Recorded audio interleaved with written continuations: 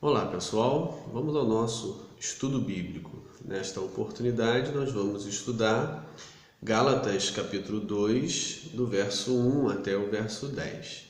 É sempre importante relembrar o que já estudamos no capítulo 1, em que Paulo começa a sua carta apresentando aos Gálatas o seu espanto diante dessa migração tão rápida da mensagem evangélica que ele anunciou aos Gálatas para uma mensagem paralela que vem sendo trazida provavelmente por judaizantes enviados de Jerusalém ou em seus próprios nomes, mas que vem questionar o evangelho que Paulo pregava aos Gálatas, dizendo que para pertencer ao povo de Deus era necessário a marca da circuncisão. E somada a esta marca da circuncisão, também a práticas dos demais ritos judaicos presentes na lei de Moisés. E o evangelho que Paulo vem pregando é exclusivamente salvífico por meio de Jesus Cristo. Não há outra intermediação, nem lei, nem ritos, nem obras da lei eram mediadores ou auxiliares do processo desta salvação. Exclusivamente a obra redentora de Jesus Cristo, morrendo pelos nossos pecados e ressuscitando ao terceiro dia, é o objeto único e exclusivo para a salvação. E aquele que deposita sua fé em Jesus Cristo e confia na sua obra redentora, recebe o Espírito Santo e começa então uma nova caminhada diante de Deus como pertencente ao povo de Deus. E esta surpresa do apóstolo Paulo diante dos Gálatas provavelmente se dá por essa mudança em alguns poucos anos deles aderirem a este evangelho alternativo dos judaizantes, provavelmente a gente poderia dizer que seriam judaizantes. E que ele, então, não desistindo dos Gálatas, escreve aos Gálatas para tentar trazê-los de volta. Como ainda é pouco o tempo dessa mudança, Paulo imagina e crê e espera que possa reviver nos Gálatas a mensagem primeiramente pregada por ele e trazê-los de volta a essa mensagem evangélica, tendo Jesus o único Salvador, o único intermediador entre Deus e o homem. E assim no capítulo 1 ele apresentou que o evangelho que ele prega foi recebido por apocalipse de Jesus, por revelação direta de Jesus, não tendo aprendido do Jesus no seu ministério terreno, não tendo aprendido dos 12 ou nem de discípulos dos 12 e nem de líderes da igreja de Jerusalém, mas diretamente por Jesus Cristo. Isso era uma das acusações contra ele, que ele não tinha vínculo com os 12 apóstolos. E outra argumentação que ele usou no capítulo 1 é que a mudança radical efetuada nele de perseguidor, possuindo alto status no judaísmo, para perseguido, experimentando a marginalização, a exclusão e muitos açoites, a recriminação da comunidade judaica, era uma evidência de que alguém que muda tão radicalmente assim, de uma situação vantajosa para uma situação desvantajosa aos olhos dos homens, no mundo dos homens, é provável que tenha tido uma visão, um chamamento divino, pois a tendência das mudanças assim é para buscar vantagens, e ele não alcançava, do ponto de vista social humano, nenhum tipo de vantagem. Então foram os argumentos que ele utilizou no capítulo 1.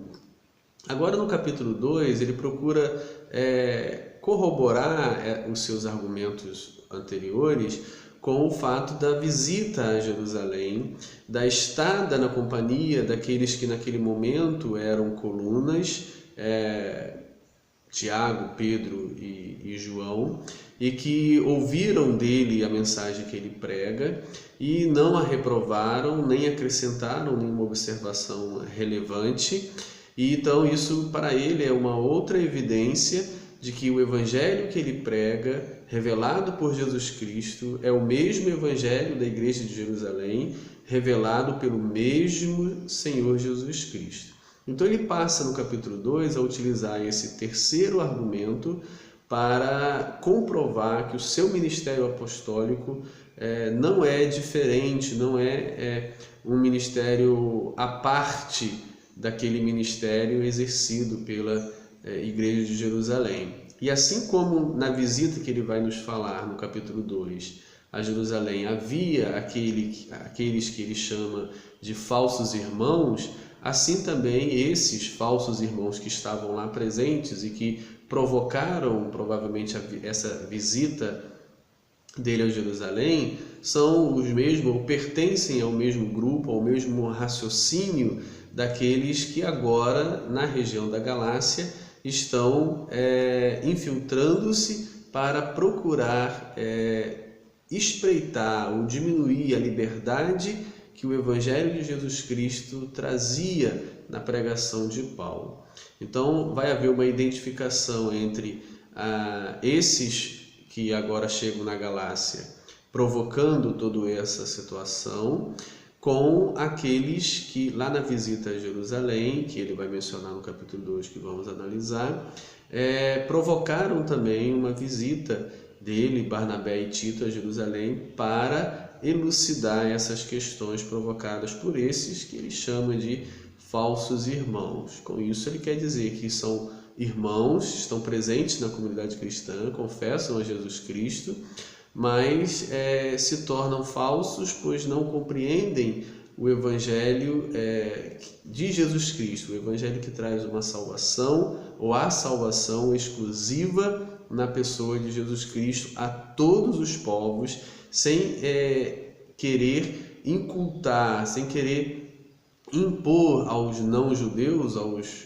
gentios, a cultura judaica. Paulo procura fazer uma distinção entre o evangelho da salvação e a cultura judaica. E aí, distinguindo cultura de evangelho, ele não impõe a cultura, mas sim a mensagem libertadora do evangelho. Então, no capítulo 2, verso 1, ele vai dizer-nos que 14 anos depois subiu outra vez a Jerusalém com Barnabé, levando também a Tito.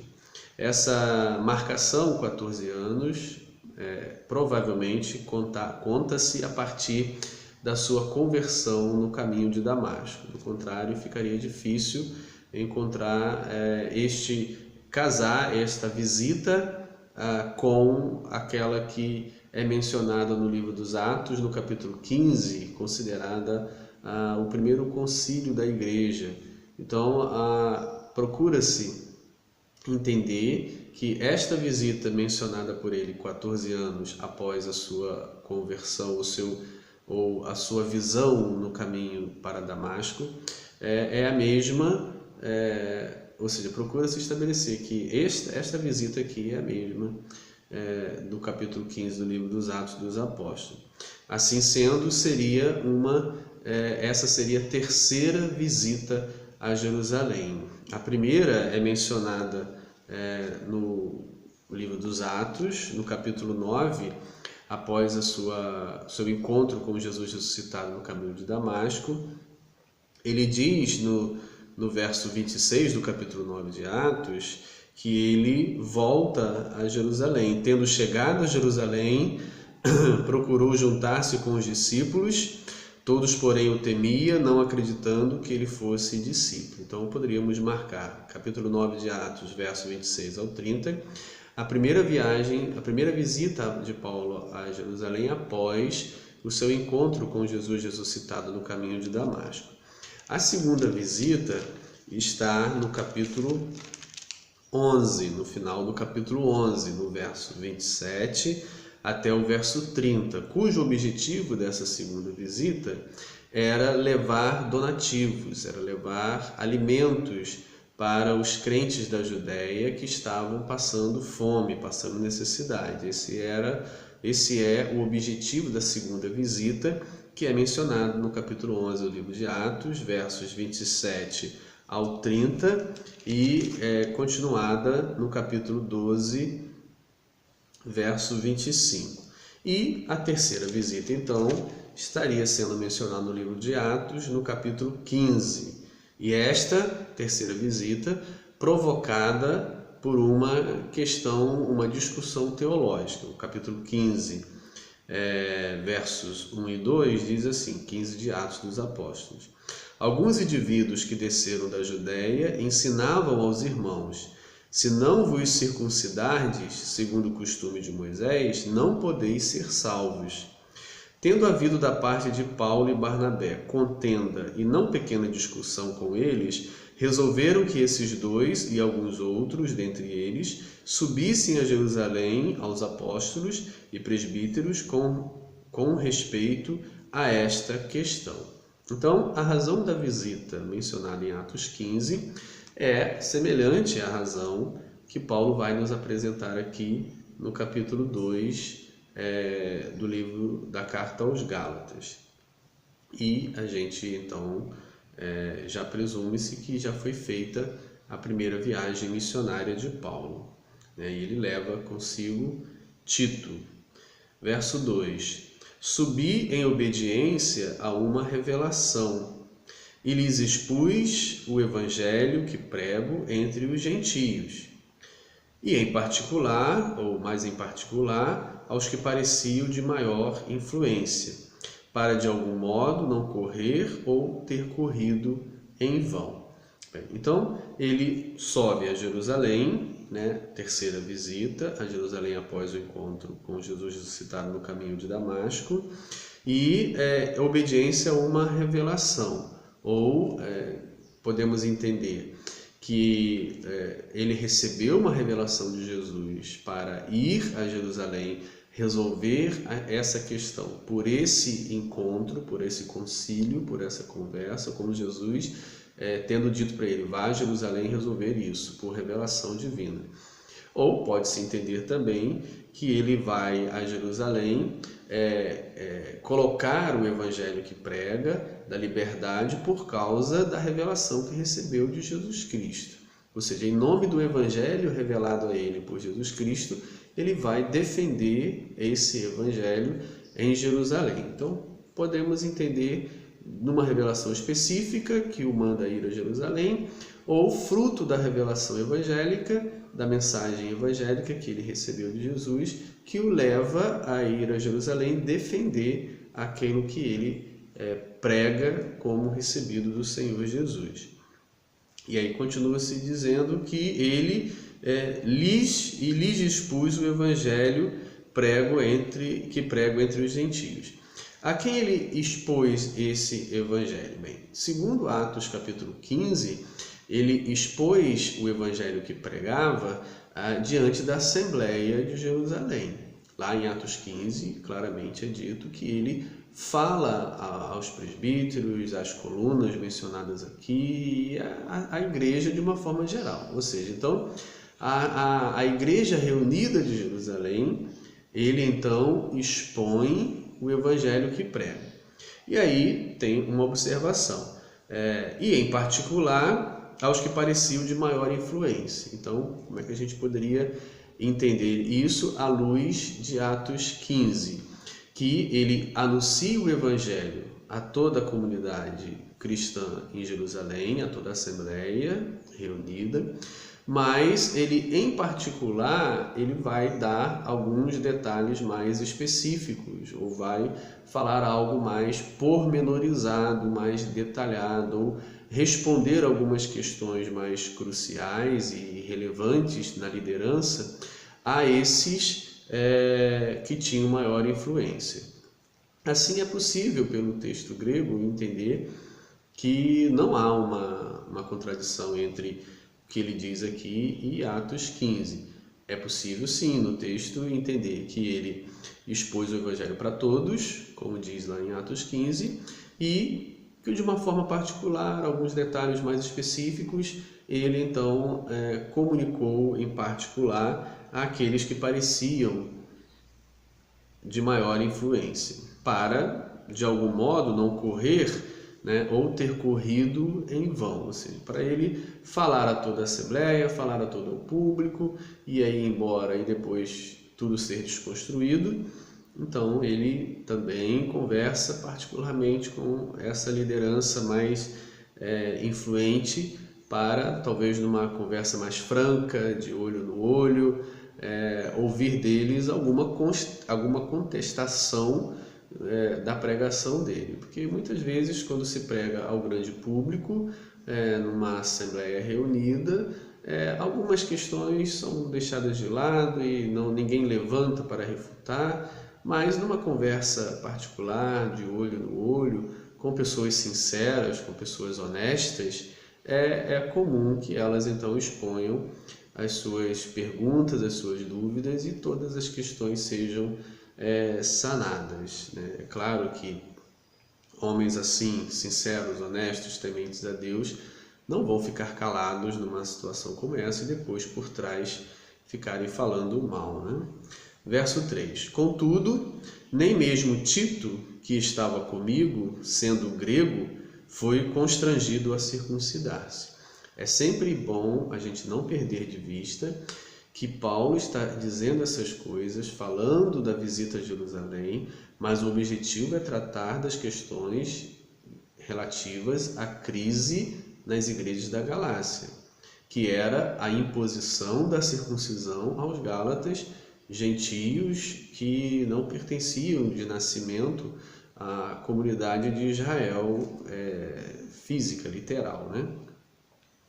Então ele argumenta, bem, se Tito, que estava comigo, sendo grego, não foi constrangido a circuncidar, ou seja, é claro que ele não foi constrangido oficialmente, né? Porque se havia um grupo que vai a Antioquia e diz aos cristãos de Antioquia, que são gregos e romanos, que eles, para serem salvos, como nós lemos lá em Atos capítulo 15, versos 1 e 2, para eles serem salvos, eles precisam circuncidar. Então é muito provável que quando Tito chega com eles, esse grupo vai fazer pressão para Tito ser circuncidado. No entanto, a posição da liderança da igreja, a posição oficial da igreja é não impor a Tito essa obrigação da circuncisão e permitir que Tito participasse das reuniões, das assembleias, das conversas particulares, como sendo cristão, em nome de Cristo, sem nenhuma restrição.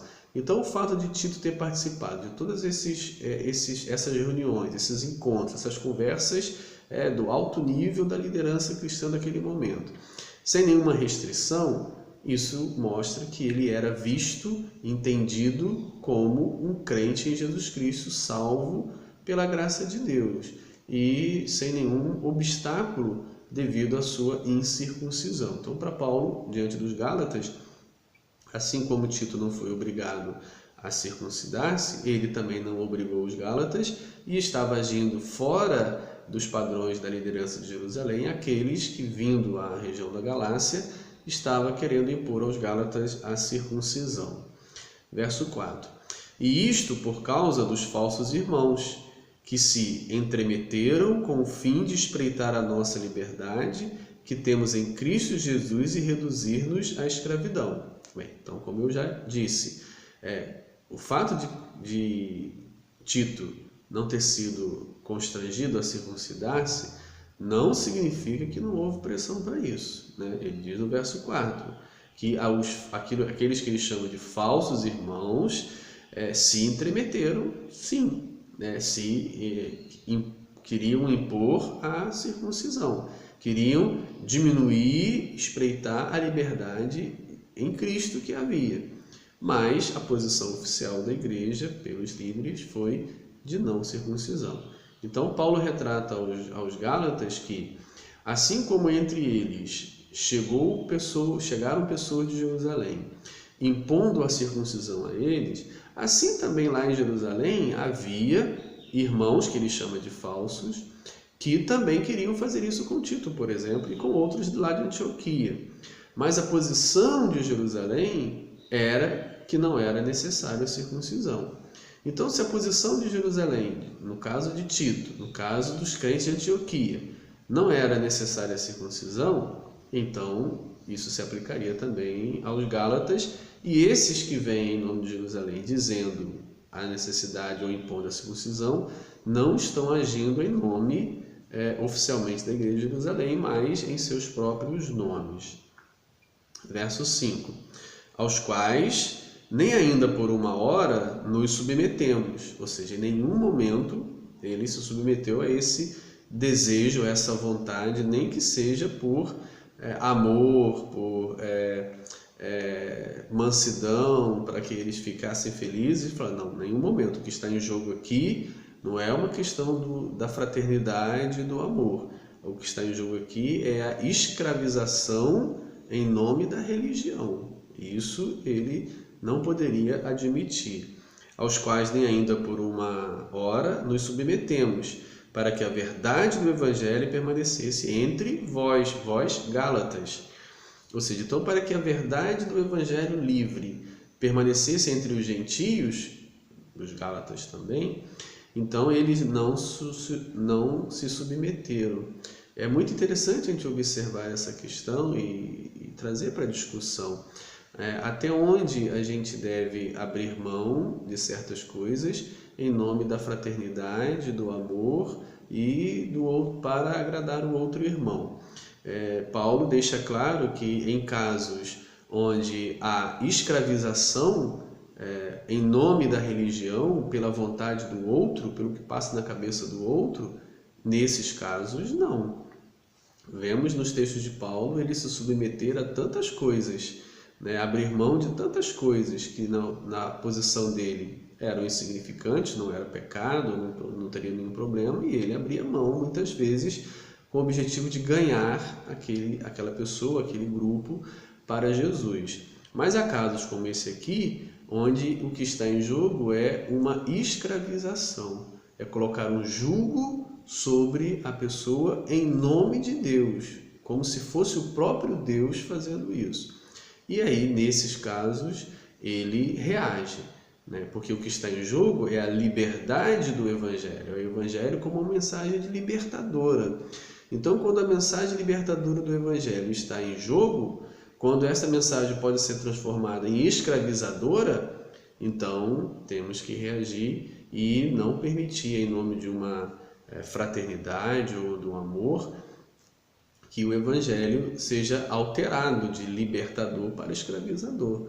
Então ele diz, olha, para que a verdade do Evangelho permanecesse em vós, resistimos e não aceitamos submeter-nos a essa imposição que era fruto de uma interpretação, fruto de uma imaginação, de um desejo mais étnico, de colocar o outro igual a mim por razões étnicas e culturais, do que propriamente um anúncio ou uma oferta ao outro de libertação.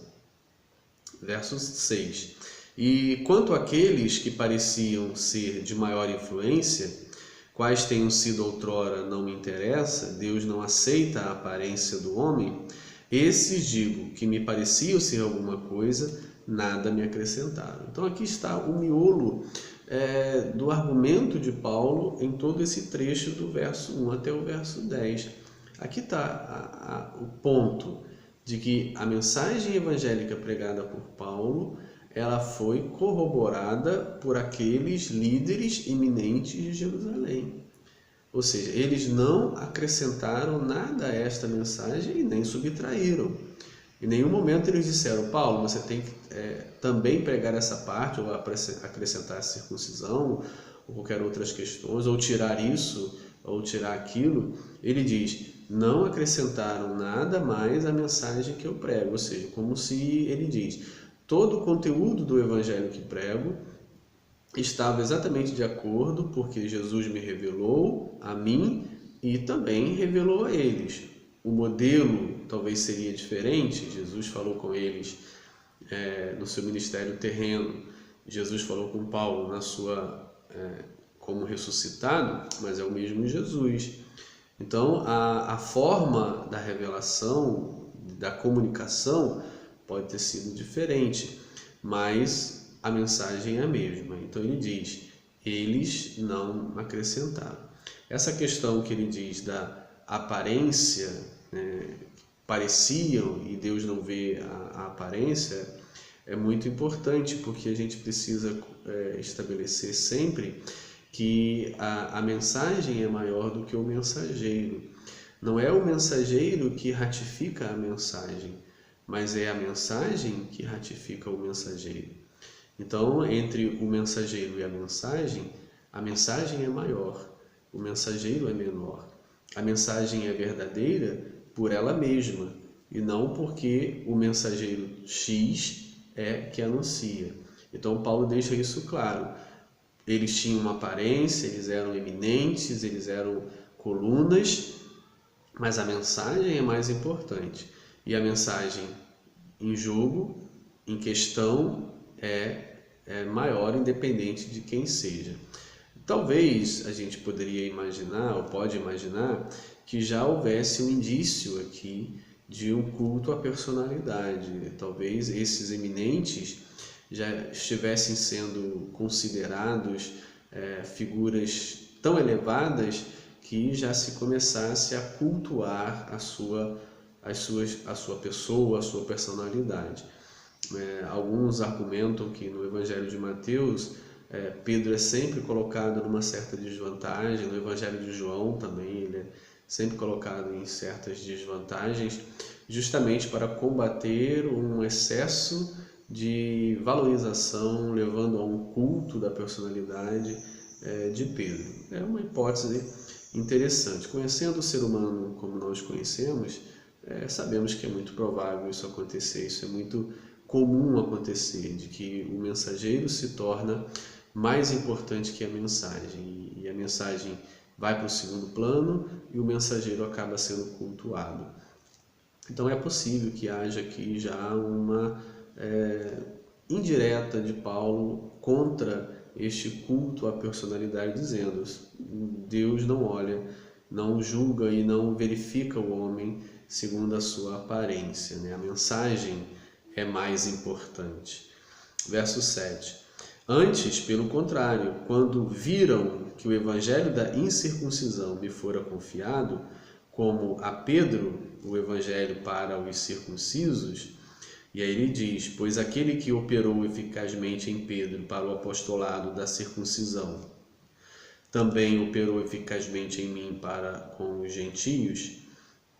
Ou seja, então ele coloca, quando eles viram, ou seja, quando eles ouviram o conteúdo da mensagem que lhes anunciava, perceberam que o conteúdo é o mesmo de Pedro aos circuncisos, é claro que vai haver aí uma diferença. Ou seja, se Pedro está dirigindo aos circuncisos, aos judeus circuncidados, ele não vai pregar que eles precisam ser circuncidados, porque eles já foram. E a grande mensagem é arrependimento. Se voltarmos, por exemplo, à mensagem de Jesus registrada nos evangelhos, vamos encontrar também Jesus não fazendo questão de circuncisão. E olha que ele teve contato com estrangeiros. Ele teve contato com o centurião romano, ele teve contato com mulher cananeia e outros tantos. E em nenhum momento nos seus textos, nas suas palavras, nas suas pregações, havia a advertência para a circuncisão, né? Ou seja, então, a mesma mensagem evangélica para os circuncisos, para os judeus, é a mesma mensagem para os não-judeus, né? E assim como para os judeus não precisa dizer que tem que circuncidar, também, porque já eram, também para os gentios não precisam dizer, embora não fossem, porque esse não é o elemento principal. E aí Paulo, aos Gálatas, ele vai colocar-se no mesmo patamar de Pedro. Aquele que operou eficazmente em Pedro para o apostolado da circuncisão, também operou eficazmente em mim para os gentios. O mesmo que chamou Pedro, me chamou. O mesmo que deu a Pedro as instruções, deu a mim as instruções. Com isso, ele deixa claro que ele não é maior que Pedro, nem Pedro é maior que ele. Que o mesmo Jesus, que é o maior, esse sim é o maior, fez os dois chamamentos e opera e age nos dois. Verso 9. E quando conheceram a graça que me foi dada, né? Ou seja, quando perceberam que também a Paulo foi dado o dom, o carisma, o chamamento pela graça para anunciar esta salvação, Tiago, Cefas, né, que é Pedro, e João, que eram reputados colunas, me estenderam a mim e a Barnabé a destra de comunhão, ou seja, estenderam a mão direita, como hoje seria um cumprimento, ou ocupa aqui a minha direita. A ideia é que deram a ele o aval, né? Disseram: você está no mesmo nível que nós, você pode sentar à nossa direita, porque a mensagem que você prega é exatamente a mesma que nós pregamos. E aí tanto Paulo quanto Barnabé são reconhecidos, né, pela liderança, por esse triunvirato aqui, o Tiago, Cefas e João, provavelmente as colunas, como Paulo diz, da igreja de Jerusalém. E aí com isso eles ratificam a mensagem que Paulo e Barnabé pregavam aos gentios. E aí então eles dizem: a fim de que nós fôssemos para os gentios e eles para a circuncisão, ou seja, para os judeus. E assim fica claro que a mensagem vai chegar a todos, aos judeus e aos não-judeus. Verso 10, recomendando-nos somente que nos lembrássemos dos pobres, o que também me esforcei por fazer. Segundo Paulo, apenas uma recomendação é feita, e essa recomendação não está no âmago da mensagem evangélica, ou no sentido de que precisa se pregar ou exigir dela para a crença na salvação, mas sim como ato que Paulo deveria fazer lembrar dos pobres. Esses pobres aqui, no texto, certamente se refere aos cristãos da Judéia. E ele claramente o fez, tanto na carta aos Coríntios, ele mostra claramente a coleta que estava fazendo.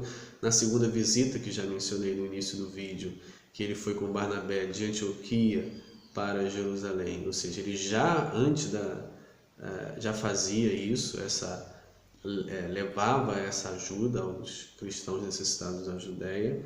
Então a observação, a recomendação, né, é uma observação, já está faltando isso, mas a recomendação é que ele lembrasse de nós, né, os pobres aqui, referindo-se aos da Judéia, que você, ao ir aos gentios, e os gentios têm mais recursos, lembre-se dos seus irmãos judeus, os da circuncisão, que estão passando necessidade aqui na Judéia. E ele diz o que ele se esforçou por fazer, e nas suas cartas há evidência de que ele não apenas anunciava a salvação aos gentios, mas mostrava essa salvação na prática na vida dos gentios, quando, testando, convidava-os ou apelava-os para contribuir para os cristãos da Judéia que passavam necessidade. Os cristãos do mundo greco-romano cooperaram. Nas cartas a gente percebe que há uma cooperação em massa, podemos assim dizer, das igrejas paulinas com essa ajuda aos cristãos da Judéia. Com isso ele finaliza o seu terceiro argumento de que o evangelho que ele prega não é diferente daqueles considerados colunas na igreja de Jerusalém, também pregavam, e que estes reconheceram publicamente que o seu ministério, que a mensagem evangélica de Paulo, estava de acordo com a mensagem evangélica deles. E que essa mensagem dirigida aos gentios não precisava ser adaptada ou enxertada por observações ou preceitos ou mandamentos extras, mas que apenas a mudança de vida, ao largar o pecado, abraçar a fé, viver uma vida segundo Jesus Cristo, era a grande tônica da mensagem evangélica. E que tenha ficado claro que esse trecho do capítulo 2, 1 ao 10, trata-se de um terceiro argumento de Paulo aos Gálatas para mostrar que o seu evangelho não é uma aberração. A mensagem evangélica que ele prega não é uma aberração, mas está coadunada com a mensagem da Igreja de Jerusalém. Um abraço.